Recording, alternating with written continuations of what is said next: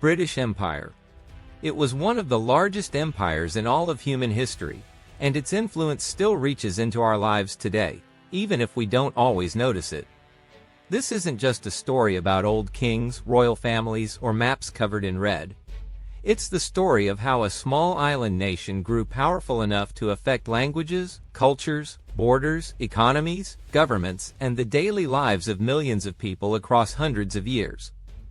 To understand the world we live in now, you really have to understand how this empire rose, how it ruled, and how it eventually fell apart. The story begins in the late 1500s and early 1600s, when England started sending ships across the world. At that time, Spain and Portugal were already far ahead in exploration, claiming new lands and setting up huge overseas empires. England didn't want to be left behind, so they started building trading posts, small settlements, and exploring distant coasts.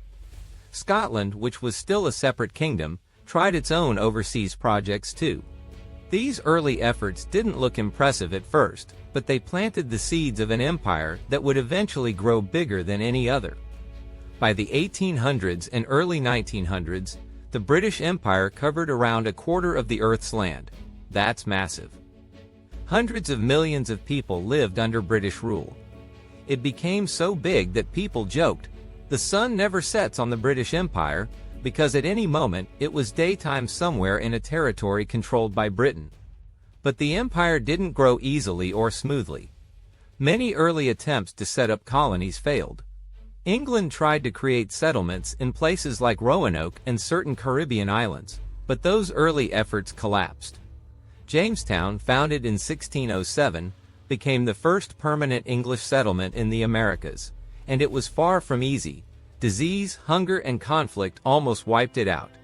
In the Caribbean, colonies eventually became incredibly valuable because of sugar plantations.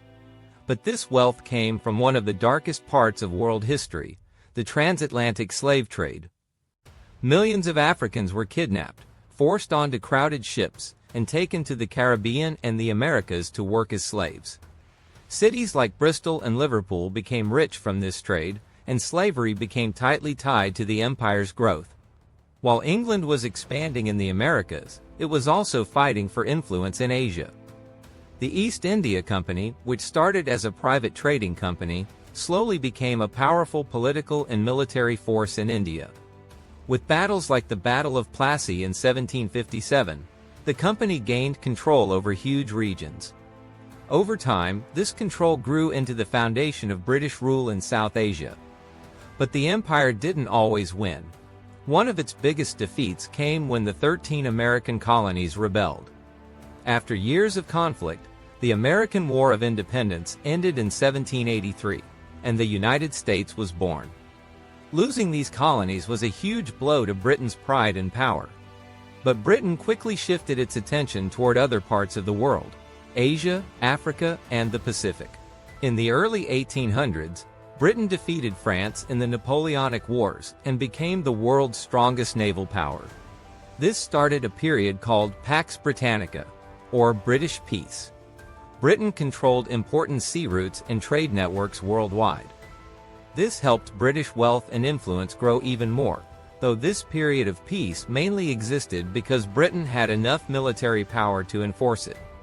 During these years, Britain expanded into the Middle East, Africa, Southeast Asia, Australia, and New Zealand.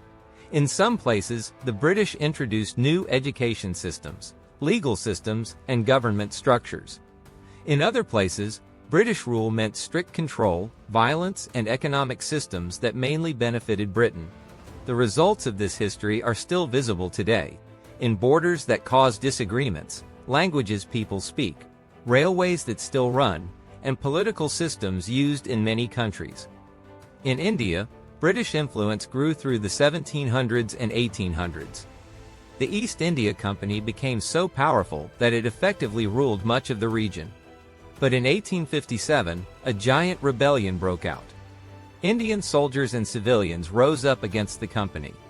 After the British eventually regained control, the company was shut down and India officially became a British colony ruled directly by the British government. It was called the Jewel in the Crown. But life for many Indians under British rule included famines, harsh taxes, discrimination, and policies that favored the British. In Australia, British colonization began with convict settlements, where prisoners were sent to serve their sentences. Over time, free settlers built farms, towns, and cities.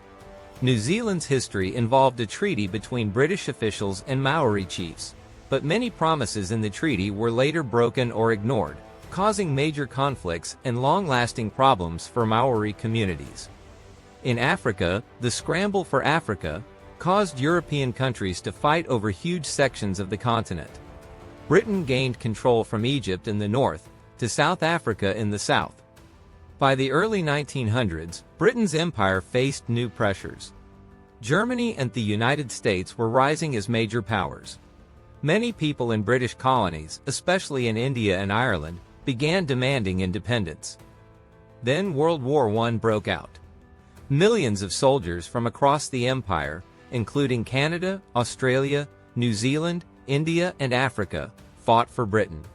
After the war, Britain gained even more land from the defeated German and Ottoman empires, reaching its largest size ever. But the world was changing. Ireland gained independence in 1922, after years of conflict. India's fight for freedom grew stronger every year. Economically and politically, it was getting harder for Britain to control such a huge empire. World War II hit the empire even harder. Japan captured many British territories in Asia and defeated British forces quickly. This shocked many people around the world and proved that the empire was not as powerful as it once seemed. After the war, Britain was financially weakened, and independence movements grew even stronger. The United States and the Soviet Union became the new global superpowers, and the age of old-style empires was coming to an end. India gained independence in 1947, and the subcontinent was divided into India and Pakistan. This caused mass migrations and violence on a massive scale. Many other British colonies in Africa, the Caribbean, and Asia became independent during the 1950s, 60s, and 70s. One of the clearest signs of Britain's declining power came in 1956, during the Suez Crisis. When Egypt took control of the Suez Canal, Britain, along with France and Israel, tried to take it back by force. But the United States and the United Nations pressured Britain to stop. Britain had to retreat, and this moment showed the world that Britain could no longer act like a top global power without support. By the end of the 1900s, most former colonies had become independent. Many joined the Commonwealth, a group of countries that stay connected for cooperation and shared history. Some countries still have the British monarch as their symbolic head of state, even though they govern themselves completely. In 1997, Hong Kong, one of Britain's last major overseas territories, was handed back to China after more than 150 years of British rule. For many, this moment symbolized the final chapter of the British Empire, even though Britain still has a small number of overseas territories today. The empire's legacy is complex and debated. In some places, Britain built infrastructure like railways, roads, and schools. In other places, people suffered from violence, forced labor, unequal treatment, and loss of cultural traditions. Historians still argue about whether the empire did more harm or good. What's clear is that its effects were different in every region. English became one of the world's most widely spoken languages, largely because of the empire. Sports like cricket, football, rugby, and tennis spread around the world through British influence. Many cities still have British-style buildings, laws, and schools. But the painful parts of colonization, like cultural destruction, famine, and massacres, remain important parts of memory for many countries.